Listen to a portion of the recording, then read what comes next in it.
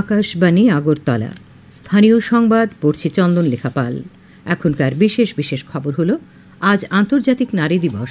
রাজ্যেও দিনটি যথাযোগ্য মর্যাদায় উদযাপিত। মুখ্যমন্ত্রী অধ্যাপক ড মানিক সাহা বলেছেন, 2047 সালে বিকশিত ভারত গড়ার লক্ষ্যে সারা দেশের সঙ্গে ত্রিপুরাও এগিয়ে চলেছে। রাষ্ট্রপতি দ্রৌপদী মুর্মু বলেছেন যে, ভারত বিশ্বের তৃতীয় বৃহত্তম অর্থনীতিতে পরিণত হওয়ার দিকে এগিয়ে যাওয়ার সঙ্গে সঙ্গে কর্মক্ষেত্রে আরও বেশি করে নারীদের উপস্থিতি প্রয়োজন। প্রধানমন্ত্রী নরেন্দ্র মোদী বলেছেন, সরকার প্রতিটি পদক্ষেপে নারীর মর্যাদা এবং কল্যাণকে সর্বোচ্চ গুরুত্ব দিচ্ছে। এবারে আসছি বিস্তারিত সংবাদে। আজ আন্তর্জাতিক নারী দিবস। রাজ্যেও আজ যথাযোগ্য মর্যাদায় আন্তর্জাতিক নারী দিবস উদযাপন করা হয়। রাজ্যপাল ইন্দ্রসেনা রেড্ডি নাল্লু আজ খোয়াইয়ে নতুন টাউন হলে আয়োজিত অনুষ্ঠানের উদ্বোধন করেন। তিনি বলেন, নারীর ক্রমাগত ক্ষমতায়ন হচ্ছে। কেন্দ্রীয় সরকার নারীদের সশক্তিকরণের উদ্দেশ্যে আন্তরিকভাবে কাজ করছে। তিনি বাল্যবিবাহ রোধে জনগণকে আরও সচেতন হবার আহ্বান জানান। উপস্থিত ছিলেন বিধানসভার মুখ্য সচেতক কল্যাণী রায়। অনুষ্ঠানে নারীদের ক্ষমতায়ন নিয়ে বিভিন্ন তথ্যচিত্র প্রদর্শন করা হয়। রাজ্য মহিলা কমিশনের উদ্যোগে আজ সকালে আগরতলায় এক মিছিল শহরের বিভিন্ন পথ পরিক্রমা করে।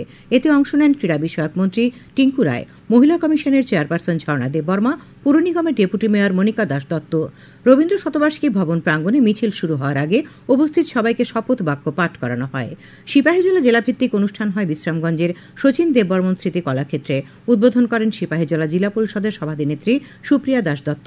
তিনি বলেন, নারী দিবসের মূল উদ্দেশ্যই হল লিঙ্গ বৈষম্য দূর করা ও নারীদের অধিকার প্রতিষ্ঠায় সচেতনতা বৃদ্ধি করা।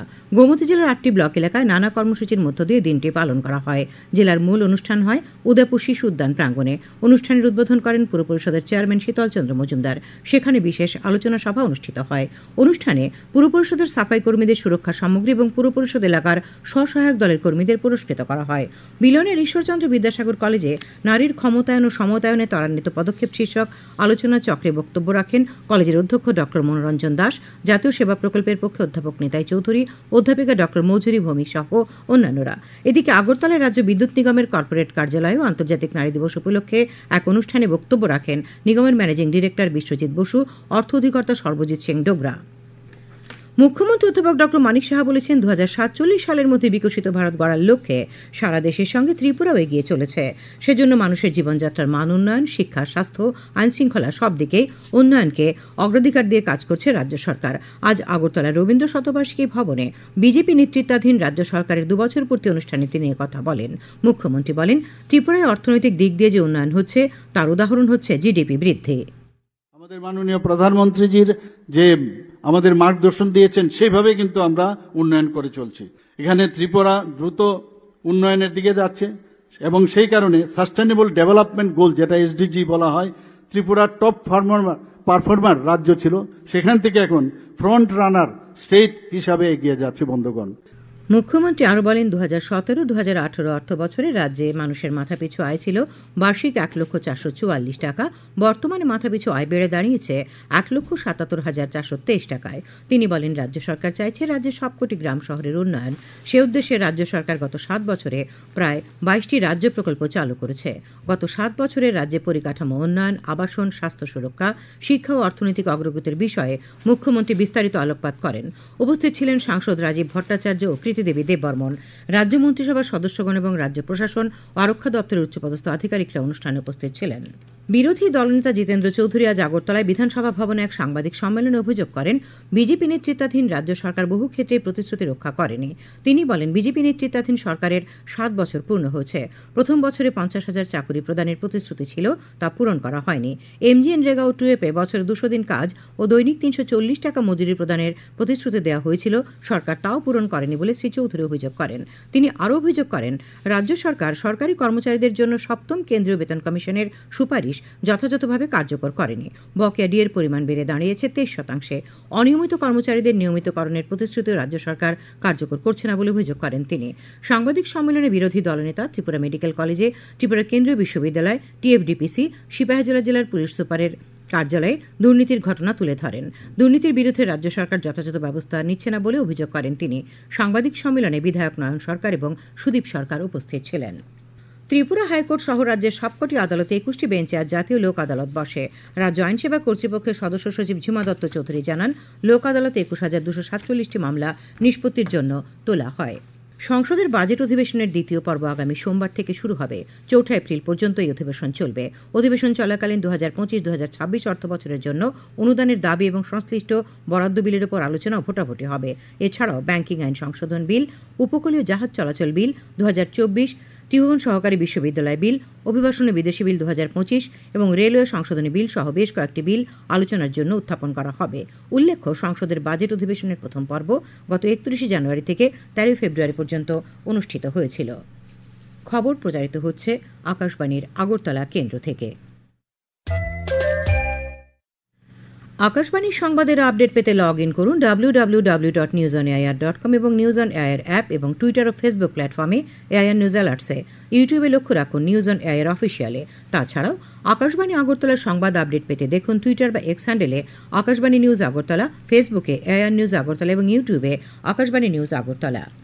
রাষ্ট্রপতি দ্রৌপদী মুর্মু আজ বলেছেন যে ভারত বিশ্বের তৃতীয় বৃহত্তম অর্থনীতিতে পরিণত হওয়ার দিকে এগিয়ে যাওয়ার সঙ্গে সঙ্গে কর্মক্ষেত্রে আরও বেশি করে নারীদের উপস্থিতি প্রয়োজন। আন্তর্জাতিক নারী দিবস উপলক্ষে আজ নতুন দিল্লিতে নারী শক্তি থেকে উন্নত ভারত বিষয়ক একদিনের সম্মেলনে ভাষণ দিতে গিয়ে রাষ্ট্রপতি বলেন যে জাতির কন্যারা একটি উন্নত ভারতের দৃষ্টিভঙ্গি বাস্তবায়নে গুরুত্বপূর্ণ ভূমিকা পালন করছে। তিনি নারীদের অগ্রগতি এবং তাদের সম্ভাবনা পূরণে সহায়তা করার জন্য একটি সহায়ক পরিবেশ তৈরির গুরুত্ব তুলে ধরেন। देश की नारी शक्ति राजनीतिक, आर्थिक और सामाजिक रूप से सशक्त बने और विकसित भारत के हमारे संकल्पों को नेतृत्व प्रदान करे, इसके लिए भारत सरकार निरंतर प्रयास कर रही है। नारी शक्ति बंधन अधिनियम के द्वारा लोकसभा और विधान सभाओं में महिलाओं के लिए आरक्षण का प्रावधान उनके राजनीतिक सशक्तिकरण की दिशा में ऐतिहासिक कदम है।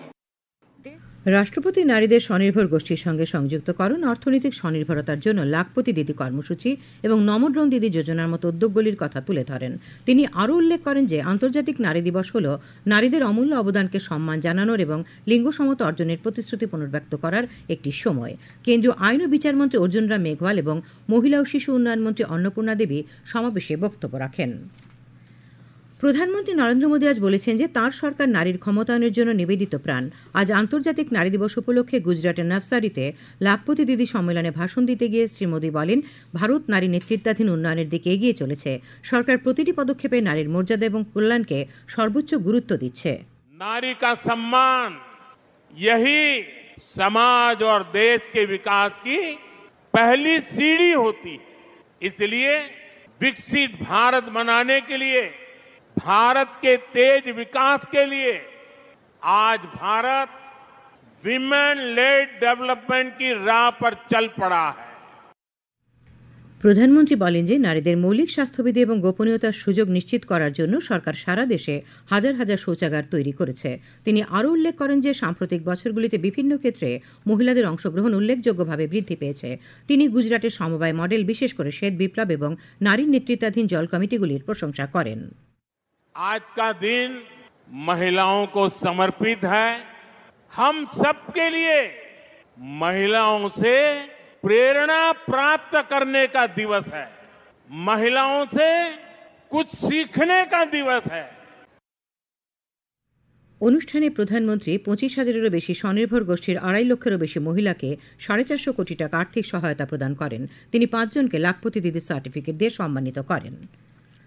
আজ আন্তর্জাতিক নারী দিবস উদযাপন এবং নারীদের প্রতি শ্রদ্ধা ও মর্যাদা জ্ঞাপন করছে আকাশবাণী আগরতলার সংবাদ বিভাগ। এ নিয়ে এখন আমাদের একটি বিশেষ প্রতিবেদন। প্রধানমন্ত্রী শ্রী নরেন্দ্র মোদী আজ নারী দিবস উদযাপন উপলক্ষে বলেছেন, দেশের বিশিষ্ট নারীরা ভিন্ন ভিন্ন ক্ষেত্রে তাদের কৃতিত্ব দেখিয়ে চলেছেন।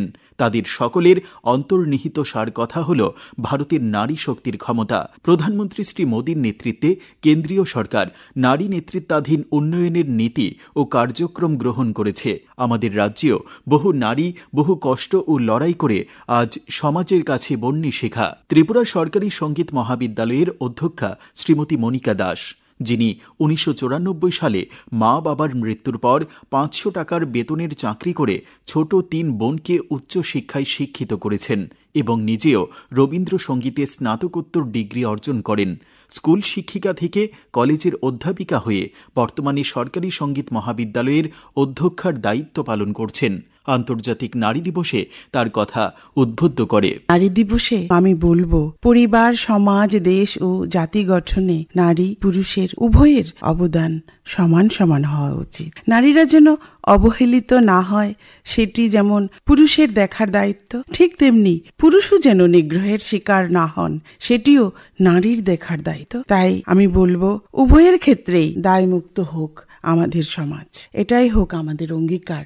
আমরা সবাই কাঁধে কাঁধ মিলিয়ে চলব। সঙ্গীত নাটক একাডেমি পুরস্কারে সম্মানিত জাদু কলিজা লোকগানের শিল্পী তরুবালা দেববর্মা একজন শিক্ষিকা এবং সমাজসেবিকা, সাথে ত্রিপুরী জনজাতি সংস্কৃতির নানা উপাদান সংরক্ষণ করে চলেছেন নীরবে। তার অভিমত, নারীদের আরও ব্যাপক কাজে অগ্রসর হতে হবে। আন্তর্জাতিক নারী দিবসে আমি এটাই বলতে চাই, আমাদের নারীরা দ্বারা অসম্ভব কোনো কাজ নেই। সর্বস্তরে সর্বক্ষেত্রে নারীরা ভালো ফলাফল নিয়ে এগিয়ে চলছে। শুধু লাগবে তার চিন্তা, ভাবনা, মানসিকতা, এগুলিকে আরেকটু পরিবর্তন করে সুচারুভাবে সচেতনতা নিয়ে কাজ করা। সফলতা পেতে গেলে শিক্ষা খুবই জরুরি। তাছাড়া লাগবে তার মানসিকতা, তার যে মনের জোর, সেটা থাকলে পরে যে কোনো কাজে সে যদি আঁকড়ে ধরে চেষ্টা করে লেগে থাকে, তাহলে তার সফলতা আসবে। রাজ্যের প্রথম মুসলিম মহিলা আইনজীবী রেহানা বেগম, তিনি আগরতলা আদালতে 2002 থেকে আইনজীবীর পেশায়। তিনি পশ্চিম ত্রিপুরা জেলা পরিষদের সদস্যা ছিলেন। আন্তর্জাতিক নারী দিবসে তাঁর কথা উৎসাহ যোগায়। 8 মার্চ আন্তর্জাতিক নারী দিবসে আমাদের রাজ্য, দেশ ও সারা বিশ্বের নারীদের প্রতি জানাই আন্তরিক শুভেচ্ছা। নারী কল্যাণে, নারী সুরক্ষায়, নারীর সম অধিকার প্রতিষ্ঠায় প্রতিটি রাষ্ট্রকেই আন্তরিক ভূমিকা পালন করতে হবে। পাশাপাশি প্রতিটি নারীকে আত্মবিশ্বাসী, আত্মপ্রত্যয়ী হয়ে সমস্ত প্রতিকূলতা অতিক্রম করে নিজের যোগ্য স্থান দখল করার জন্য এগিয়ে যেতে হবে। কিক বক্সিং খেলে আন্তর্জাতিক দুনিয়া থেকে পুরস্কার জিতে ত্রিপুরার নিষ্ঠা চক্রবর্তী এখন দেশের কৃতী কিক বক্সার। ভারতীয় দলের হয়ে 2টি আন্তর্জাতিক আসরে স্বর্ণ ও রৌপ্য পদক জয় করেন। নারী দিবসে তার মতো মহিলাদের ক্ষমতা ও সাফল্যের উদযাপন হোক সর্বত্র। This Women's Day, let's celebrate the power and achievements of every woman. The world is yours to conquer. Happy Women's Day. আজ সমাজে মহিলাদের সক্ষমতা দৃষ্টান্ত দেখাচ্ছে, তেমনি উন্নয়নের সকল ক্ষেত্রে মহিলারা নেতৃত্বের আসনে উঠে আসছেন। সংবাদ কক্ষ থেকে রাহুল লোধ, আকাশবাণী সংবাদ, আগরতলা। শেষ করার আগে খবরের বিশেষ বিশেষ অংশগুলি আরেকবার। আজ আন্তর্জাতিক নারী দিবস রাজ্যেও যথাযোগ্য মর্যাদায় উদযাপিত। মুখ্যমন্ত্রী অধ্যাপক ডক্টর মানিক সাহা বলেছেন, 2047 সালের বিকশিত ভারত গড়ার লক্ষ্যে সারা দেশের সঙ্গে ত্রিপুরাও এগিয়ে চলেছে। রাষ্ট্রপতি দ্রৌপদী মুর্মু বলেছেন যে ভারত বিশ্বের 3য় বৃহত্তম অর্থনীতিতে পরিণত হওয়ার দিকে এগিয়ে যাওয়ার সঙ্গে সঙ্গে কর্মক্ষেত্রে আরও বেশি করে নারীদের উপস্থিতির প্রয়োজন। প্রধানমন্ত্রী নরেন্দ্র মোদী বলেছেন, সরকার প্রতিটি পদক্ষেপে নারীর মর্যাদা এবং কল্যাণকে সর্বোচ্চ গুরুত্ব দিচ্ছে। স্থানীয় সংবাদ আজকের মতো এখানেই শেষ হলো। পরবর্তী বাংলা স্থানীয় সংবাদ প্রচারিত হবে আগামীকাল সকাল 7:35 মিনিটে।